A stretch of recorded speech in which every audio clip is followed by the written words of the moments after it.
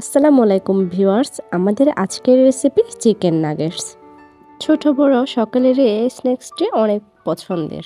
Chicken nuggets বানানোর জন্য এখানে নিয়েছি হাড় ছাড়া মুরগির মাংস 200 গ্রাম, হাফ টিস্পুন রসুন বাটা, 1 teaspoon tomato sauce, half teaspoon আদা বাটা।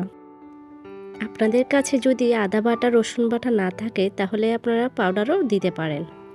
স্বাদমতো লবণ, স্বাদমতো চিনি, 1/4 টিস্পুন কালো গোলমরিচের গুঁড়ো, 1/4 টিস্পুন সাদা গোলমরিচ গুঁড়ো, 1 teaspoon chicken powder, half teaspoon chilli flakes. Nuggets কুটিংয়ের জন্য প্রয়োজন হবে 1 tablespoon bread crumbs, 3 tablespoon ময়দা, 1 tablespoon cornflour, 3 tablespoon bread crumbs. মুরগির মাংস ব্লেন্ড করার জন্য এখন ব্লেন্ডার জারে মুরগির মাংসগুলো নিয়ে নিচ্ছি।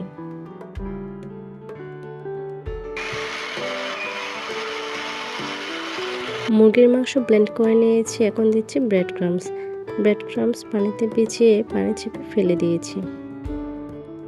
এখন দিচ্ছি হাফ টিস্পুন রসুন বাটা, 1 teaspoon tomato sauce, 1 teaspoon soya sauce,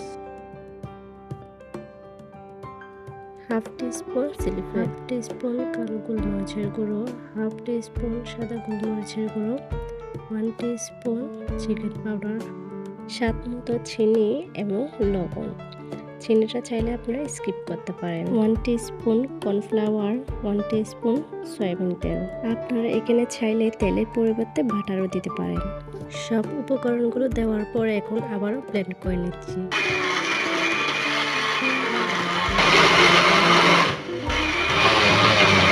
দেখুন মিশ্রণটি কতটা স্মুথ হয়েছে। কোটিংয়ের জন্য নিয়েছি ব্রেড ক্রাম্বস, ময়দা, একটা ডিম ফেটিয়ে নিয়েছি। আমি এখন চপিং বোর্ডে অয়েল ব্রাশ করে নিয়েছি। ব্লেন্ড করা মিশ্রণগুলো হাত দিয়ে চেপে সুন্দর একটা শেপে নিয়ে আসছি।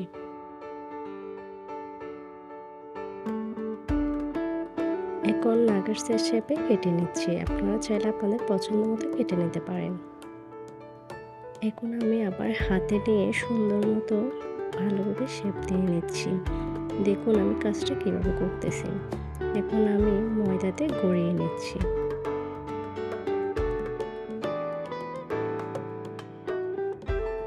এই তো সবগুলো নাগেটস আমি ময়দাতে গড়িয়ে নিয়েছি।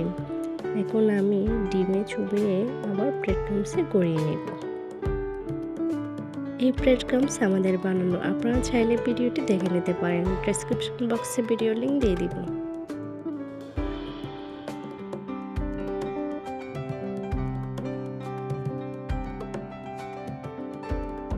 সবগুলো নাগেটস ব্রেড ক্রাম্বসে গড়িয়ে নিয়েছি। এখন এই পর্যায়ে আপনারা চাইলে ফ্রোজেন করে রাখতে পারেন। সঠিক উপায়ে ফ্রোজেন করলে অনেকদিন রেখে খেতে পারবেন এবং স্বাদের কোনো হেরফের হবে না। এখন আমি একটা এয়ারটাইট বক্সে নাগেটসগুলো নিয়ে নিচ্ছি। দেখতে পাচ্ছেন আমি কিভাবে নিচ্ছি। আর আপনারা যদি ফ্রোজেন করে রাখতে চান তাহলে আমার মতো এয়ারটাইট বক্সে এভাবে রাখবেন। এখন বক্সের ঢাকনাটা ভালোভাবে লাগিয়ে দিব যেন কোনো বাতাস ঢুকতে না পারে। কিছু ফ্রোজেন করে রেখেছি আর কিছু ভেজে নিয়েছি। দেখতে পাচ্ছেন ভাজার পর কি সুন্দর কালার এসেছে। দেখতে যেমন সুন্দর, খেতেও কিন্তু অসম্ভব মজার। আশা করছি আজকের রেসিপিটি আপনাদের অনেক ভালো লাগবে। ভালো লাগলে অবশ্যই আমাদের চ্যানেলটি সাবস্ক্রাইব করবেন আর আপনাদের কোনো মতামত থাকলে কমেন্ট সেকশনে জানাবেন। আর হ্যাঁ, সবার আগে আমাদের ভিডিওর নোটিফিকেশন পেতে আপনারা বেল বাটনটি অন করে রাখুন। সবাই ভালো থাকবেন, সুস্থ থাকবেন, আমাদের জন্য দোয়া করবেন। আল্লাহ হাফেজ।